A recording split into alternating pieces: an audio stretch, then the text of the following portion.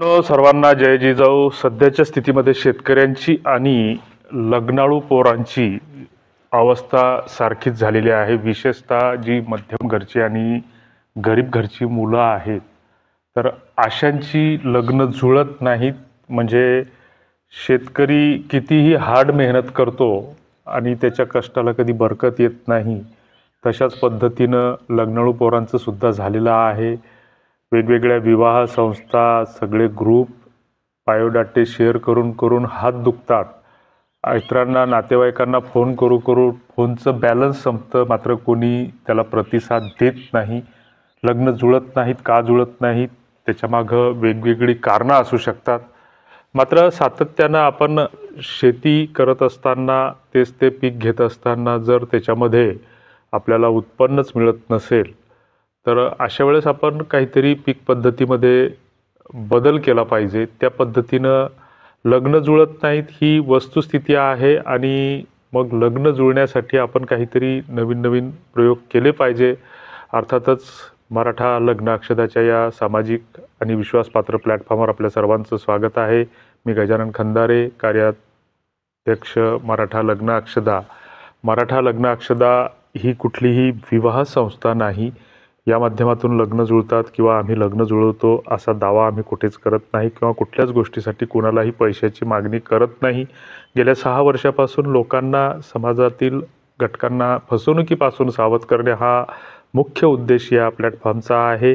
मात्र ही गोष्ट बरीच जण समजून घेत नाहीत आणि अकारण फोन कॉलचा त्रास होतो. असो, मराठा लग्न अक्षदाच्या माध्यमातून आत्तापर्यंत 500-600 जणांचे लग्न जुळलेले आहेत. ज्यांची लग्न जुळतात, बरीच जणं खास करून विवाहाच्या याच्यासाठी, कार्यक्रमासाठी आमंत्रण देतात. काही ठिकाणी जाणं होतं, काही ठिकाणी जाणं शक्य होत नाही. मात्र लग्न जुळणं किंवा जुळवणं, आपल्या डोक्यामध्ये पहिल्यांदा एक गैरसमज आहे, तो काढून टाकला पाहिजे. की बऱ्याच जणांच्या डोक्यामध्ये हे शिरतं की आमचे व्हिडिओ पाहून किंवा आमचे विचार ऐकून बऱ्याच जणांना आशा निर्माण होते की या ठिकाणी आपल्याला काहीतरी एखादं प्रतिसाद मिळेल किंवा या ठिकाणी आपल्याला लग्न जुळेल. लग्न जुळण्यासाठी मदत होते हा भाग वेगळा. मात्र तो गैरसमज आपण काढून टाकला पाहिजे की मराठा लग्न अक्षदाच्या प्लॅटफॉर्मवर आपण नोंदणी केली म्हणजे आपलं लग्न जुळल, हा भ्रम काढून टाकला पाहिजे.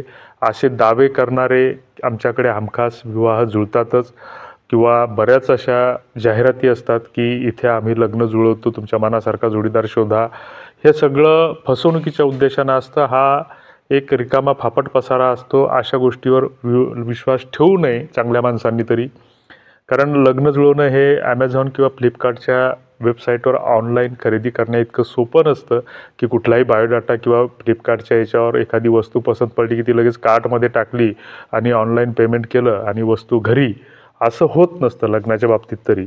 आणि मग याच्यामध्ये काय होतं की मग काहीतरी गोड बोलणारे, चांगलं बोलणारे दलाल यांच्या बोलण्यामध्ये, बहकाव्यामध्ये आपण येतो आणि मग पैसे भरून आपण फसतो. ती मुलगी येते, लग्न लागेपर्यंत ती घरात असते, कुटुंबात वावरत असते आणि संध्याकाळी सगळ्यांना झोपी घालून दागिन्यासह पळून जाते. अशा बातम्या आपण अनेकांनी वाचलेल्या असतील. तर असो मित्रांनो, लग्न अक्षदाच्या कार्यपद्धतीमध्ये आपण थोडासा बदल करत आहोत. ॲप्लिकेशनवर जे काही बायोडाटे आहेत, तर अशांना सगळ्यांना आम्ही मेसेज टाकणार आहोत व्हॉट्सअपद्वारे. त्यांनी जर प्रतिसाद दिला नाही तर ते बायोडाटे काढून टाकणार. कदाचित त्याच्यामध्ये जुलै महिना संपलेला असेल. त्याच्यानंतर जे काही ओळखीची पडताळणी होईल अशाच लोकांचे व्हॉट्सअप ग्रुप आम्ही तयार करणार आहोत. आणि ते विभागवार ग्रुप असतील. विदर्भाचा एक स्वतंत्र ग्रुप असेल, त्याच्यामध्ये 11 जिल्हे समाविष्ट असतील. विशेषतः विदर्भामध्ये आम्हाला अमरावती, यवतमाळ या भागातून फारसा प्रतिसाद मिळत नाही. वाशिम, हिंगोली आणि बुलढाणा या जिल्ह्यांपुरता एक ग्रुप असेल. ओळखीच्या लोकांचा आमचा एक ग्रुप आहे, त्याच्यातून बरेच लग्न जुळण्यास मदत होते. त्याच्यानंतर मराठवाड्याचा एक स्वतंत्र ग्रुप असेल, त्याच्यामध्ये 8 जिल्हे असतील.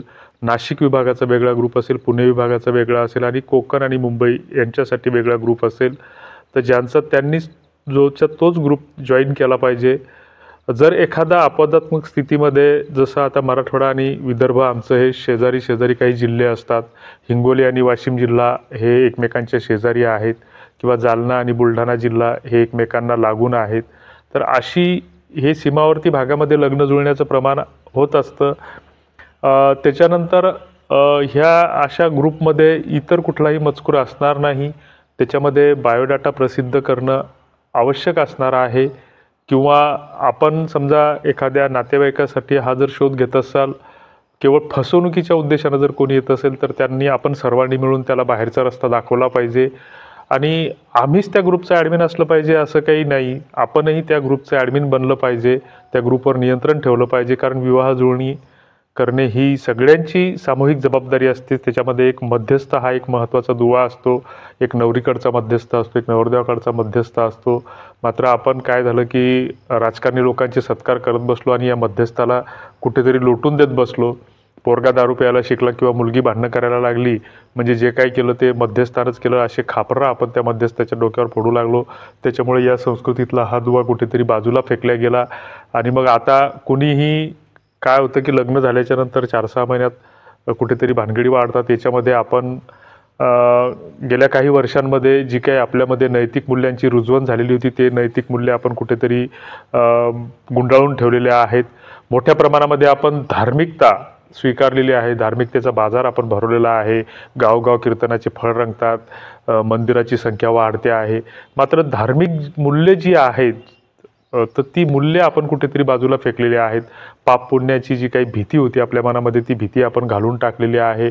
आणि सरळ सरळ कुणाचीही फसवणूक करतो, कुणालाही मान मर्यादा आपण ठेवत नाही. ह्या अशा गोष्टी वाढलेल्या आहेत. तो आपला विषय नाही आहे. तर अशा या पद्धतीनं आपण काहीतरी आणि 5 मिनिटाचा वेळ आपण जर आमचे व्हिडिओ पाहण्यासाठी जर दिला, ते लाईक केले, सबस्क्राईब केले, शेअर केले तर इतरांनासुद्धा याच्यातून माहिती मिळेल, फसवणुकीपासून सावध होतील. मात्र बऱ्याचदा असं होतं की लेकरू समजून आपण कोणाला तरी खांद्यावर घ्यावं आणि त्यानं कानातच लघवी करावे असेही प्रकार घडतात की अनाथाश्रमाच्या नावानं सगळ्यात जास्त फसवणूक होते आहे. आणि त्याच्यापासून सावध करण्याच्या हिशोबाने आम्ही काही व्हिडिओ मध्यंतरी बनवले. मात्र ते व्हिडिओ न पाहताच त्याचं शीर्षक पाहून बरेच जण आम्हाला फोन करतात.